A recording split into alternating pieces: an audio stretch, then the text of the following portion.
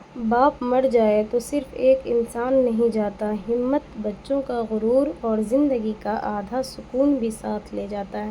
باپ کی قبر پر صرف مٹی نہیں ڈالی جاتی، اولاد کی بے فکری، ضد اور بے شمار خوشیاں بھی وہیں دفن ہو جاتی ہیں۔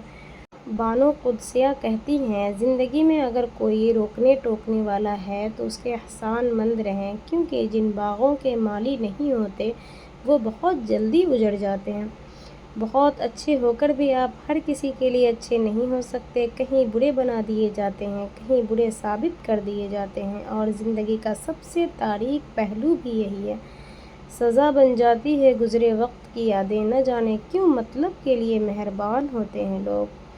رسول اللہ صلی اللہ علیہ وسلم نے فرمایا، ہوا کو گالی نہ دو، کیونکہ یہ اللہ کا ایک جھونکا ہے جو رحمت اور عذاب لا سکتا ہے، بلکہ اللہ سے اس کی بھلائی مانگو اور اس کے شر سے اللہ کی پناہ مانگو۔ آج کل لڑکیاں 17,000 کا جورا پہن کر جسم نہیں چھپا سکتی، تو قربان جاؤں میں اس نبی کی شہزادی فاطمہ کی سادگی پر جس نے 1700 پیوند لگے ہوئے جوڑے کو پہن کر جنتی عورتوں کی سردار کا تاج پا لیا۔ اللہ اکبر۔ حضرت لوط علیہ السلام کی بیوی جہنم میں ہے اور فرعون کی بیوی جنت میں ہے۔ اللہ کو کوئی فرق نہیں پڑتا کہ کون کس کا کیا لگتا ہے، وہ ایمان دیکھتا ہے، خاندان دیکھتا ہے۔ فرشتے کن کے لیے دعا کرتے ہیں؟ اگلی صفوں میں نماز ادا کرنے والوں کے لیے، صفوں میں مل کر کھڑے ہونے والوں کے لیے، نماز کے بعد جائے نماز پر بیٹھے رہنے والے جب تک نہ اٹھے یا بے وضو نہ ہوں، لوگوں کو خیر و بھلائی کی تعلیم دینے والوں کے لیے، مریض کی عیادت کرنے والوں کے لیے، نبی کریم صلی اللہ علیہ وسلم پر درود بھیجنے والوں کے لیے۔ بیٹی کی ذات اگر مقدس نہ ہوتی تو حضرت محمد صلی اللہ علیہ وسلم کی اولاد کا سلسلہ بیٹی سے نہ ہوتا۔ جو شخص کسی مسلمان کی ایک مصیبت کو دور کرے، اللہ تعالیٰ اس کی قیامت کی مصیبتوں میں سے ایک بڑی مصیبت کو دور فرمائے گا۔ اور جو شخص کسی مسلمان کے عیب کو چھپائے، اللہ قیامت کے دن اس کے عیب چھپائے گا۔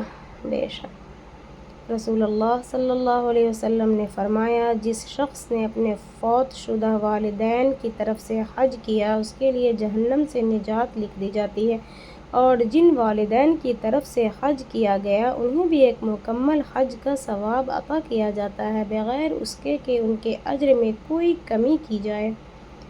جب تمہارا حق مارنے والا اپنی چالاکی پر ہنس رہا ہو تو تم خاموش رہو، کیونکہ جب اللہ تعالیٰ حساب شروع کرتا ہے تو ہنسنے والے بلک بلک کر روتے ہیں۔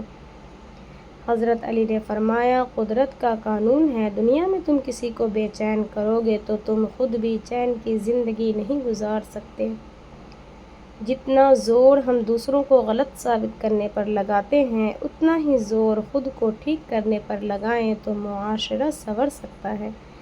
حضرت علی نے فرمایا، کوئی تم سے جلتا ہے تو بجائے غصہ ہونے کے ان کی جلن کی قدر کرو، کیونکہ یہی وہ لوگ ہیں جو تمہیں خود سے بہتر سمجھتے ہیں۔ بیوی کو مائکے جانے سے مت روکا کریں، مائکے جانے کی بھی ایک عمر ہوتی ہے، اور جب وہ عمر گزر جاتی ہے عورت خود بخود اپنے مائکے چھوڑ دیتی ہے۔ اس لیے بیوی کو مائکے جانے سے مت روکا کریں، خاص طور پر تب جب اس کے ماں باپ زندہ ہوں۔ دولت کے پیچھے بھاگتے بھاگتے انسان قبر تک جا پہنچا ہے، مگر کفن میں جیب نہیں ہوتی۔ زندگی کا اصل مقصد کیا ہے؟ کیا ہم نے کبھی اس بات پر غور کیا؟ موت ایک اٹل سچائی ہے جو کسی بھی وقت آ سکتی ہے، لیکن اصل کامیابی یہ ہے کہ جب ہم اپنے رب کے حضور حاضر ہوں تو وہ ہم سب سے راضی ہو۔ دنیا کی محنتیں اپنی جگہ، لیکن سب سے بڑی محنت اپنے خالق کی رضا حاصل کرنا ہے۔ آئیے آج سے ہی اپنی زندگی کو اللہ کے احکامات کے مطابق ڈھالنے کی کوشش کریں۔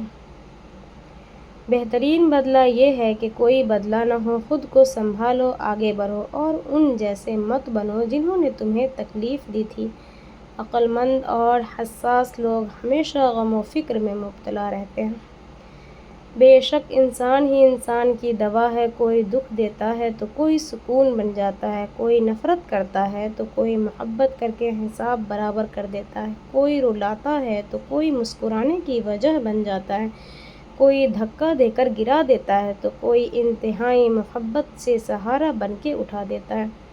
مخلص بندہ ہمیشہ جذباتی اور منفعل ہوتا ہے، وہ مکار لوگوں کی طرح الفاظ کا چناؤ اور لہجے کی مٹھاس پیدا نہیں کر سکتا۔ ہم اکثر ان لوگوں کو تلاش کرتے ہیں جن سے ہم محبت کرتے ہیں اور ان لوگوں سے بے خبر رہتے ہیں جو ہم سے محبت کرتے ہیں۔ اپنے والدین، اہل خانہ اور مخلص لوگوں کی قدر کریں اس سے پہلے کہ ہم اس سے محروم ہو جائیں۔ اگر زندگی میں سکون چاہیے تو فالتو لوگوں کو فون سے نہیں، دل سے بلاک کریں۔ کچھ دکھ، کچھ درد اور کچھ اداسیاں بہت ذاتی ہوتی ہیں جنہیں ہم چاہ کر بھی کسی پر عایا نہیں کر پاتے۔ دھیان رہے کہ روٹھی ہوئی خاموشی سے بولتی ہوئی شکایتیں اچھی ہوتی ہیں۔ آپ کی بے چینی کی ایک وجہ یہ بھی ہو سکتی ہے کہ کوئی دوسرا آپ کی وجہ سے بے سکون ہو۔ برائی کا جواب بھی اچھائی سے دیں یا پھر خاموش رہیں تاکہ آپ کے اندر کی خوبصورتی برقرار رہے۔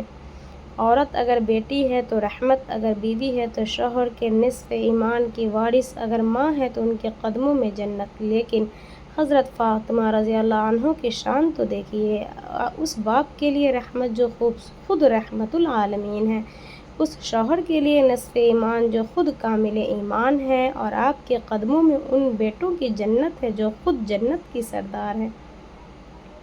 میڈیکل سائنس کہتی ہے معاف کرنے سے خوشی ملتی ہے اور انتقامی جذبات دل میں رکھنے سے ڈپریشن کا مرض پیدا ہو جاتا ہے۔ قربان جائیے، اللہ کریم فرماتا ہے، اور اگر تم معاف کر دو اور درگزر سے کام لو اور بخش دو تو بے شک اللہ بہت بخشنے والا اور رحم کرنے والا ہے۔ قرآن مجید کے ہر حکم میں تمہارا فائدہ ہے، کیوں، کیا اور کیسے یہ مت سوچو، بس ایمان و یقین کے ساتھ عمل کرو۔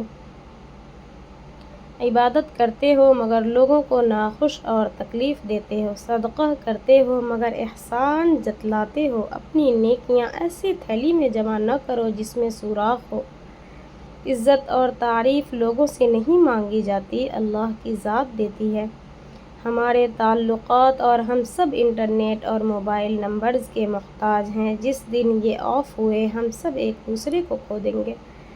اچھے لوگ ہیروں کی طرح ہوتے ہیں، انہیں ٹھوکر مارو گے تو وہ ٹوٹیں گے نہیں لیکن پھسل کر تمہاری زندگی اور پہنچ سے دور چلے جائیں گے۔ قناعت، جس نے کم میں جینا سیکھ لیا اسے کبھی کوئی کمی نہیں ہوتی۔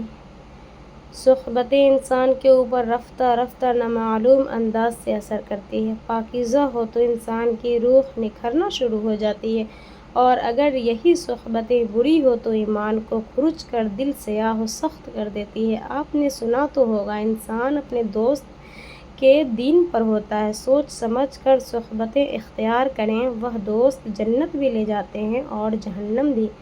ایسا راز بنے جس سے خیر داخل ہو، اگر ایسا نہیں کر سکتے تو وہ کھڑکی بنے جس سے روشنی گزرے، اگر ایسا بھی نہیں کر سکتے تو ایک ایسی دیوار بنے جو تھکے ہوئے لوگوں کو سہارا دے۔